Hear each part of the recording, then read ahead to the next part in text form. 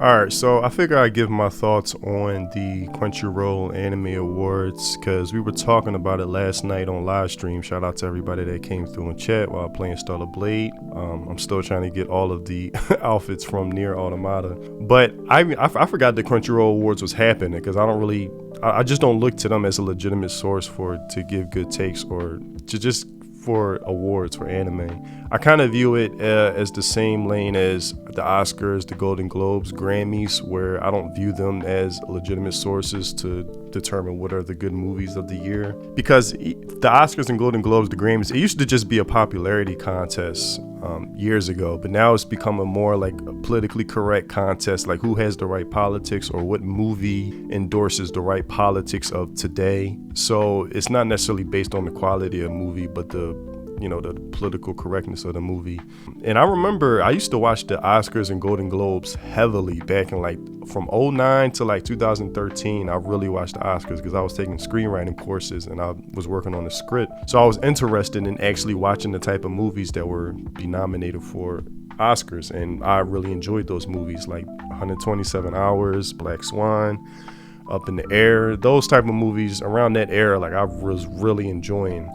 So I kind of view it as the Crunchyroll Awards in the same lane but the only difference with the Crunchyroll Awards is going to be more of a popularity contest than a like politically driven contest because, the East, Japan and South Korea, they actually focus on making good entertainment where they're not trying to be preachy of modern politics, throw it in your face, basically treating everything like a political campaign. So, when they brought up last night in stream that Solo Leveling took Anime of the Year, I wasn't surprised by that. I guess it's the most popular anime of 2024, I would assume. So, yeah, I'm not surprised by that.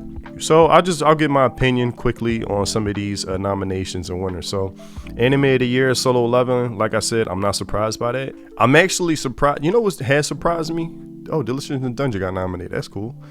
I'm actually surprised of how popular Free Run came. And I was mentioning this last night on stream where I remember watching Free Run and I really, really enjoyed it. I enjoyed the story. I would say Free Run is a more character-driven story than a plot-heavy driven story, where a lot of times I forgot what the main plot was for her to reconnect with Himmel. I think his name Himmel, the hero to Himmel in the afterlife to kind of get some closure there. But I was actually surprised of how popular it became because nowadays, I expect everybody with TikTok bring low attention span to not be able to keep up with a story that's kind of slow paced and it takes its time that Free Run does. Yeah, and these nominees make sense. So I'm not surprised that Solo Leveling got Anime of the Year. I mean, it's like I said, the Crunchyroll Awards are going to be more, I would assume, more popularity based. So Solo Leveling, flashy, action based. And the thing is, Solo Leveling sometimes gets hate. I actually enjoy Solo Leveling. I enjoy it for what it is. I don't look, it's not trying to be more than what it sets out to be. It's basically action, flashy, and a stoic main character that gets shit done. He's dominant. So I enjoy it for what it is. My intentions going to watch Solo Leveling is not the same intentions I had when watching a Vinland Saga Season 2, let's say, whereas, I'm not expecting crazy character in-depth development. Solo Leveling gives me what I want. It serves the mood that I want for the mood that I'm in when I just want action. So I'm not surprised by that. Anime Film of the Year, Look Back.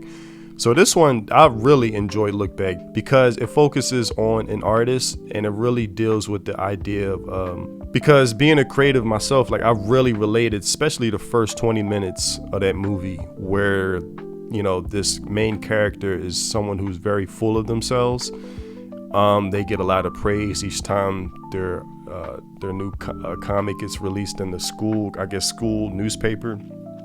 She gets praised a lot, like, oh my God, you're going to be this phenomenal mangaka one day. And, she kind of gets an ego boost every time. It's like, she acts fake humble. And then you had this other person creeping up who story gets introduced in the newspaper, and she kind of gets humbled by how talented this other artist and storyteller is. She has to she feels as if she has to compete with this new artist that's kind of taking the spotlight away from her, and she starts like really heavily focusing on trying to be a better artist. But I related to the part of that movie where she started sucking the joy out of the one thing that brings joy in her life and that she loves and she's passionate about, and she started treating it like it was a discipline. And I definitely been through that phase, and where you start missing out on aspects of your life, hanging out with friends, your adolescent phase, and just hanging out with friends, and you're wasting years away by focusing too heavily on something that you no longer find joy in, and it's kind of sucking the life out of you. You kind of see the bags in her eyes, and it's tiring her the hell out, and she starts to develop resentment towards this other artist that is kind of taking the spotlight away from her. And then one day where she's forced to visit the artist's home, I think to give her a certificate of graduation, she realizes that the artist, when she meets her for the first time, the artist actually looks up to her almost as a mentor, and she basically realizes she was the source of inspiration for this artist she was feeling bitterness and resentment and envy towards. And I definitely been through it. Let's just say I relate to that. So Look Back, I think, really, really good movie. Spy Family, that was a funny ass movie. that was a funny ass movie. So Look Back, I'm not mad at that. That's definitely something I related to, just as a creative. In Fujimoto, if you would have told me Fujimoto did this, I would have never thought that, because it breaks the pattern from what his usual method of storytelling is, where he usually has this freaking nature roller coaster ride of plots, and it's completely different, where this is more grounded on a very human level. It's much more chill, I would say, compared to his other stories. So I'm not mad at that. I love Look Back as a movie. Global Impact, Attack on Titan, not surprised by that.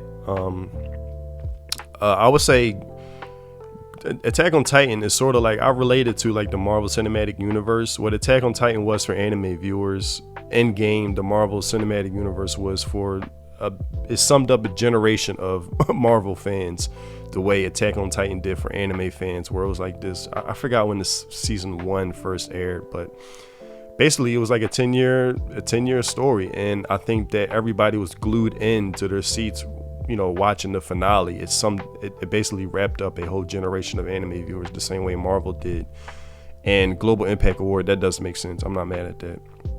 Best Continuing Anime Series, I'm not surprised by that. I actually thought One Piece would take it. One Piece actually makes more sense in my eyes for Best Continuing Anime Series. Now, me personally, I am not caught up on One Piece. It would take me 2 weeks. I would have to dedicate 2 weeks of not doing anything but watching One Piece to catch up with it. But my friend, I mentioned him a lot in my videos. He's like the only person I know since 5th grade that actually watches anime besides me from back in the day, besides my brother. So I trust his takes a lot, and he loves One Piece. I think that's like probably his favorite anime right now. He's told me One Piece is an anomaly where usually when a show gets dragged on for years and years and years, it gets worse as far as storytelling. But he says One Piece actually gets better, and that actually surprised me. Like, wow, it actually gotten better as the story goes on, where you just don't expect that. So that's like One Piece is an anomaly as far as that goes. So I'm actually surprised that didn't get Best Continuing Anime Series. Best Animation, Demon Slayer, I'm not surprised by that. But I don't know about for the training arc though. I don't know, for the training arc specifically, like the last episode, yeah, that makes sense for Demon Slayer, the training arc. I would actually give it to Dan because it had better animation consistently throughout. I mean, it had opportunities to present better animation because it was way more action based than the last season, the training arc of Demon Slayer. So I would give it to Dan. Best romance anime, yeah, Blue Bar. I would most likely Rama. What? Scott Pilgrim. What? All right.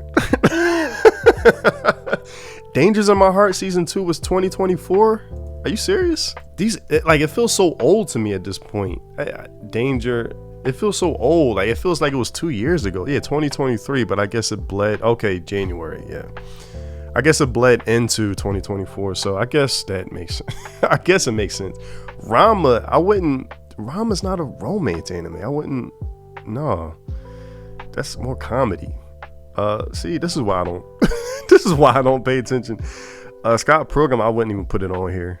I guess it's a toss-up between Blue Box. Dangers in My Heart is one of those. It actually broke that trend of where the characters finally admit that they're in love with each other. I don't want to spoil it, but it's one of those anime or the stories that, because anime has a trope where it's always the two main characters it's always hinted that they like each other, but they never actually admitted it to each other, where Dangers in My Heart actually kind of broke that trend, which is a trend I don't mind. Like I'm not mad when an anime does that. It's kind of cute, and it leads to a lot of humor when the characters never admit their feelings for each other. Blue Box, I'm not mad at. Blue Box, I would give it to Blue Box. I'm not mad at that.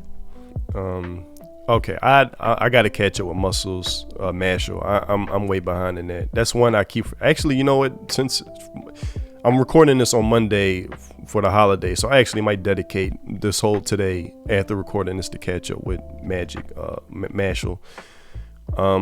Okay, wait. Best comedy anime. Oh yeah, this is funny. Delicious in Dungeon was a funny one. Mashal might, from what I've seen, Ranma. See, I didn't watch the remake. I grew up watching the original Ranma, so it'd just be hard for me to. First, they censored a lot, and I know people are going to say, "What, they censored? You're mad that they censored what they censored?" Yes, I am, because it's the principle of censorship that I don't like. Ranma, yeah. Okay, let me see. Spy Family season 2. I would have to watch Mashal. I'm not caught up with Mashal to really give a good analysis on that. Best action anime, yeah, that's kind of that's kind of like a no-brainer. Like the popular consensus is Solo Leveling. Yeah, it definitely has more action as far as fighting and everything. Best Isekai anime, I'm not mad at that. I like Mushoku Tensei over ReZero. It's funny, we were just talking about this last night on stream. Suicide, I guess. Mushoku Tensei, I think, should have took it. But I'm not mad at ReZero for taking it though. I'm not mad. Me personally, I would have put Mushoku Tensei over it, but I'm not mad at ReZero taking it. Like, that's top Isekai right there. So best main character. I mean, hey, listen, I like I like Jinwoo. Best main character. I don't know. I would have put fuck. Why am I blanking on his name? Rudis. What I'm Jesus. I'm blanking on his name. I would have put Rudis in this category. I think Rudis had the best character development. Season 2, if they're counting season 2, I would have put Rudis in here. I think Rudis had some of the best character development within season 2, especially the latter part. Mao Mao, yeah, definitely. Mao Mao. I would actually give it to. I like Jinwoo. I mean, for the story that Solo Leveling is, he's stoic. He gets shit done. He's very reserved, and like, he's one of those characters, and I like those type of characters. I don't know if I would give it to him. I wouldn't give it to him for best main character though. Okarun, no, I would probably give it to Mao Mao for real. I would give it to Mao Mao for best main character. Now, if Rudis was in this category, then I would give it to Rudis. I think Rudis had like one of the best developments ever for season out of this whole lineup for season 2, in my opinion. Best supporting character, I wouldn't be mad at this.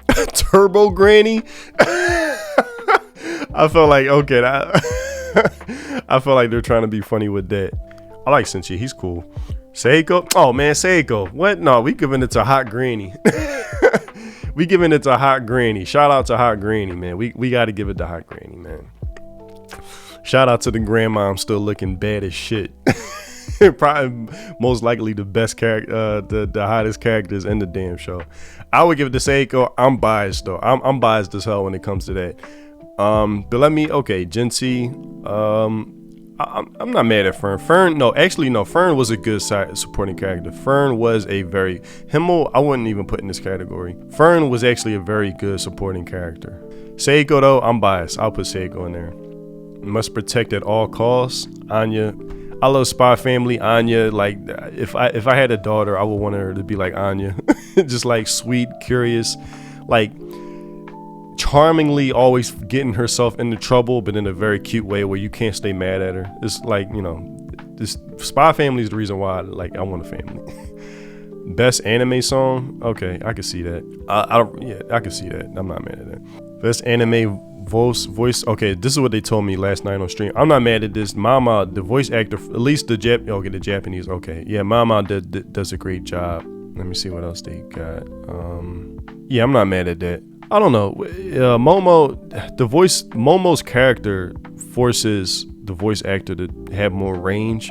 Where Mao Mao is more of a monotone character, and the only time she switches up was when she gets poison thrown at her face, where she makes these quirky noises. I'm not mad at that, but you could make an argument for Momo because Frieren, she's monotone because she's like one note as far as her personality goes. Mao Mao's the same way.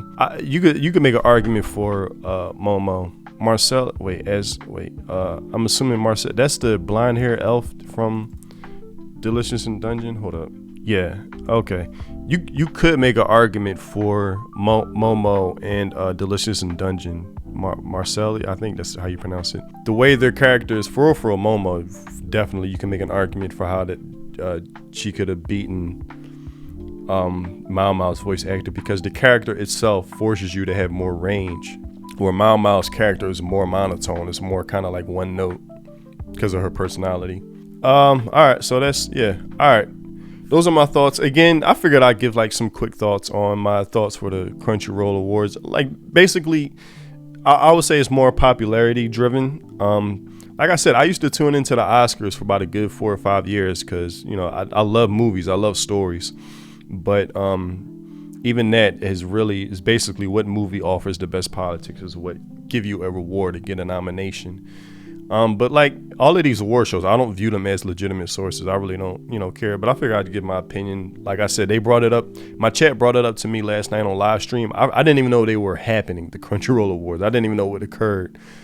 I knew it was like, I think I heard a couple weeks ago, like it was about to happen, but I kind of like, it was like a passing thought. I was like, oh, the Crunchyroll Awards. All right. So that's my thoughts. I know I may get some disagreement. Tell me what you think though. Do you agree? What are your disagreements or agreements with the award nominees and the winners? So yeah. All right, so I'm gonna end it there. I'm gonna go back to, I might spend the rest of the day watching Magic and Muscles, really catching up with that. I actually really enjoyed, talk about a comedy. I love that. I don't know why. I think life got too busy at the moment I was watching it, and I just forgot all about it, and I kept forgetting to watch it. So this is a good day to actually catch up with that. So I'm gonna watch that. All right, y'all. Thank you for watching, and I'll see you in the next video. Free think. Peace.